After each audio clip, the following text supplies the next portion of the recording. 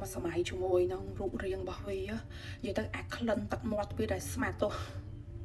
ពេញប្រកេះទៅពេញប្រណេតពេញប្រកេះរបស់ព្រះអង្គហ្នឹងស្រកមកហ្នឹងគាត់ថាសុអុយដូចគម្រងសាក់សពមិនគូអញ្ចឹងហ្មងហើយខ្លួនវាគូសុអុយឡងអាលួយហ្មងសុអុយក្លិនភាយសុអុយដូចសាក់សពគម្រងសាក់សពមិនគូអញ្ចឹងធម្មតាព្រាយវាមិនដែរក្លិនក៏អូបបាញ់វាឆានែឌីអឯនេះនេះប៉ុន្តែមុខវាគឺឡងអាលួយហើយអត់មានច្រមុះទេគឺមានតែភ្នែកមកគ្រាប់នៅចំកណ្ដាលហ្នឹងហ្មងចឹងមិនគេហៅដាក់ចំណងជើងថាព្រាយភ្នែកមួយនៅកាន់ក្បាលទូកហ្នឹងខ្ញុំមានរូបភាពទូកនឹងទៀតអ្នកទាំងអស់គ្នាចង់មើលតែកុំដាក់អីអ្នកប្រសក់ជើងគាត់នៅហ្នឹងឲ្យគាត់ខ្លាចអញ្ចឹងណាហើយបន្ទាប់មកទៀតគឺរបៀបមានតែមាត់តែរយៈនឹងប៉ុណ្ណានៃនឹងចំហនឹងប៉ុណ្ណានៃហើយអត់មានច្រមុះទេមានតែភ្នែកហើយមាត់ហ្មងក៏ខិតចឹងណាមើលទីមកឡើងគ្រូបងហ្មងពេលហ្នឹងរបៀបក្លិនគម្រងដែលអ្នកទាំងអស់គ្នាសម័យឃើញអញ្ចឹងណាលោកតាក៏គាត់បើកប៉ណេតមកហើយគាត់មានសង្ឃនិកាជាមួយនឹងព្រាយនឹងថាអ្នកអើយនៅក្នុងវត្តនេះអាត្មាមានតាផ្លែឈើជាមួយនឹងបង្អែមអញ្ចឹងហ្នឹងហើយពពួកឈាមចង្អាបនេះអាត្មាគ្មានទេរបៀបចឹងណានៅក្នុងវត្តគឺគ្មានពពួកឈាមចង្អាបអីទាំងអស់ហ្នឹងទេគឺមានតាពពួកផ្លែឈើជាមួយនឹងបង្អែមហើយលើស្អីបកៃមកតាវិញហ្មងអញអត់ត្រូវការអញត្រូវការហត់ឈាមស្រស់របៀបចឹងហ្មងហើយលោកតាក៏គាត់មានសង្ឃនិកាទៀតថារបៀបថាអ្នកអើយអ្នកនៅក្នុងវត្តហ្នឹងយូរវ័យខ្ញុំដឹងថាអ្នកគឺជាម្ចាស់កាន់ក្បាលទូកហ្នឹងគាត់ក៏និយាយអញ្ចឹងប្រសងក៏គាត់មានសង្ឃនិកាបែបហ្នឹងអញនិយាយខុសរហូតដល់ពេលអញ្ចឹងទៅក៏ថាល្មមកាន់សិលល្មមអីបានអីចឹងណាហ្នឹងហើយគូអត់ព្រមវាខំហ្មងខំលោកតាអញ្ចឹងណា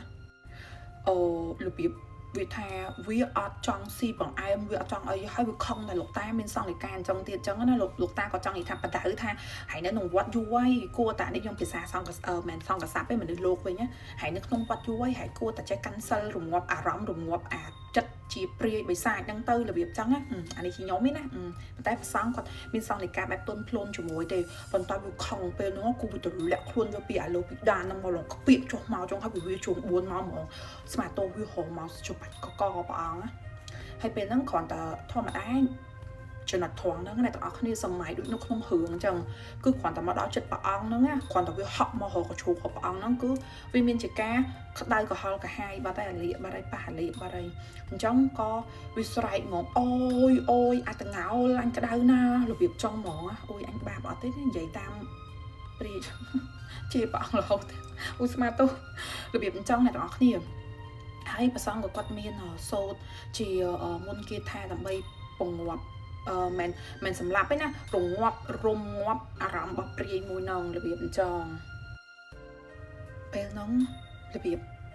លោកតាគាត់សូត្រនៅគាថារបៀបរងាប់វាអញ្ចឹងរងាប់ហ្នឹងដូចខ្ញុំនិយាយអញ្ចឹងបន្ទាប់មកគឺរបៀបដូចឃុំវាអញ្ចឹងឡើងឲ្យវារបៀបថាចង់ហក់ចេញទៅតាមប្រួយក៏អត់បានចង់ចូលមកចិត្តលោកតាគាត់បានហើយវាស្រែកអូយក្តៅណាអីចឹងទៅវាក៏ព្រមចោះចាញ់លោកតាទៅក៏លើកដៃឲ្យរបៀបលើកដៃសុភ័ក្រដល់ប្រភពលោកតាអញ្ចឹងហ្នឹងហើយខ្ញុំហៅលោកតាបដៅទៅចឹងទៅហ្នឹងហើយសួរអ្នកទាំងអស់គ្នាស្ដាប់ចឹងទៅវាក៏មានវាក៏និយាយទៅព្រះអង្គថាវារបៀបថាឥឡូវខ្ញុំនិយាយកាត់ទៅអ្នកទាំងអស់គ្នាខ្ញុំអត់ចង់និយាយអូច្រើនវគ្គពេកទេតាមស្រួលចូល3វគ្គហ្នឹងបើនិយាយវែងពេកអញ្ចឹងខ្ញុំនិយាយកាត់វគ្គនេះសិនអញ្ចឹងក៏វាបាន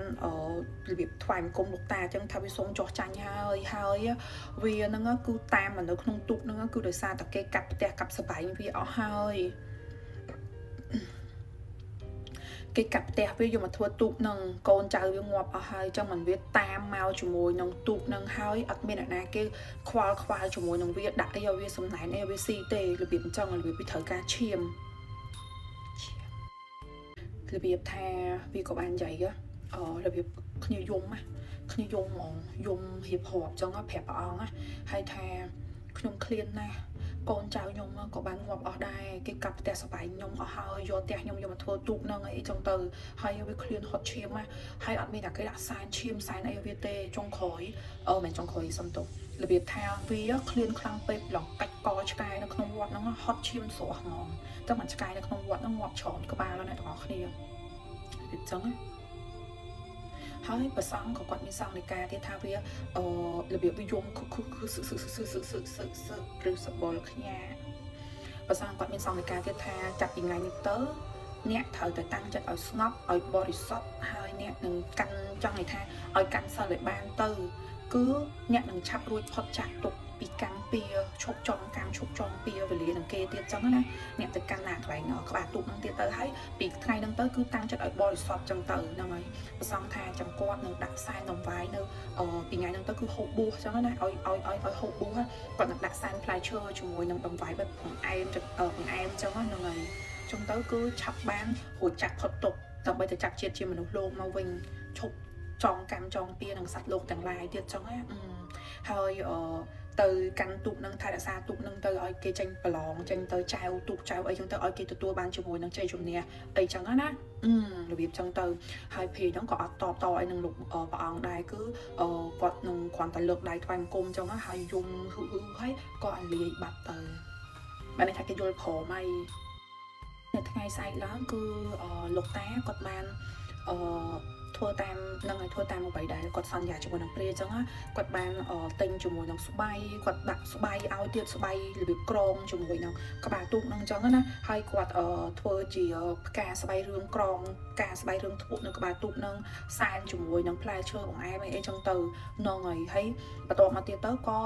តាំងពីថ្ងៃនោះមកព្រីហ្នឹងគឺលែងមានឲ្យគេឃើញណារបៀបថាលែងបង្ហាញខ្លួននៅថ្ងៃសុលលែងឲ្យបន្លាចអ្នកដតីចឹងណាលែងគេឃើញទៀតហើយរបៀបចឹងព្រោះពេលដែលមុនពេលដែលគាត់ស្មាតូននិយាយចេះទៅមុនពេលដែលលោកតាប្រក្រាបព្រីហ្នឹងបានណាឲ្យទៅថ្ងៃសុលថ្ងៃពេញបរមីឡើងចឹងគឺនៅក្បាលទូកហ្នឹងឃើញភ្លើងពណ៌បៃតង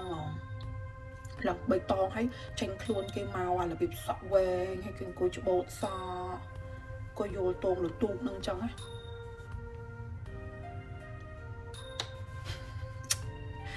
តែមកដល់សប្តាហ៍ថ្ងៃហ្នឹងគឺមានជាការដែលរបៀបថាទូកហ្នឹងគឺឈ្នះច្រើនដងហើយណាតាមពិតខ្ញុំសុំបង្ហើបឈ្មោះបដ ாய் ទៅព្រោះដោយសារតែទូកហ្នឹងឥឡូវហ្នឹងគឺបានតម្កល់នៅក្នុងវត្តទៅហើយដោយសារតែទ្រុឌទ្រោមលែងបានធ្វើការអមអីទៀតបានហើយដោយសារតែចាស់ខ្លាំងពេកហើយទូកនៅក្នុងវត្តចាស់ហ្នឹងដែលទូកហ្នឹងមានឈ្មោះថាទូកអគ្នាហើយទូកហ្នឹងគឺឈ្នះពេញរង្វាន់ច្រើនដងមែនតើដែលគាត់ខ្លាចខ្លួនពីព្រីដែលកាចមកជាព្រីដែលកាន់ក្បាលទូកអ្នកទាំងអស់គ្នាចឹងហ្នឹងហើយចឹងគាត់របៀបថាគាត់នៅតែព្រីដដែលប៉ុន្តែគាត់ slow គាត់អត់របៀបកាចសាហាវរបៀបស៊ីតែពពួកឈាមពួកអីចឹងហ៎ yes ខ្ញុំអានេះខ្ញុំនិយាយកាត់ដែរចឹងណាចឹងសាច់រឿងនេះប្រហែលជាតែមួយភាគហ្នឹងបានហើយអត់ចង់ឲ្យពីរភាគអីខ្លីៗបានហើយណោះហើយសាច់រឿងមួយហ្នឹងគឺឧបត្ថម្ភដោយម៉ាស៊ីន Vivid and Word ចាចង់បានពពួកម៉ូតសក់ដែលដូរភ្លីម៉ូតសក់រាល់ថ្ងៃអត់ចង់ឲ្យប្តីសាំមុខសាំអីហ្នឹងណាប្រើជាមួយនឹងម៉ាស៊ីនលម៉ូតសក់ Vivid and Word បានគឺមានច្រើនស៊េរីអ្នកទាំងអស់គ្នាអានេះគឺទិញមកគឺ3 in 1ហ្មងមានភ្លីធំភ្លីទូចនៅក្នុងហ្នឹងស្រាប់លម៉ូទៅគឺស្អាតដូចនាងខ្ញុំតែម្ដង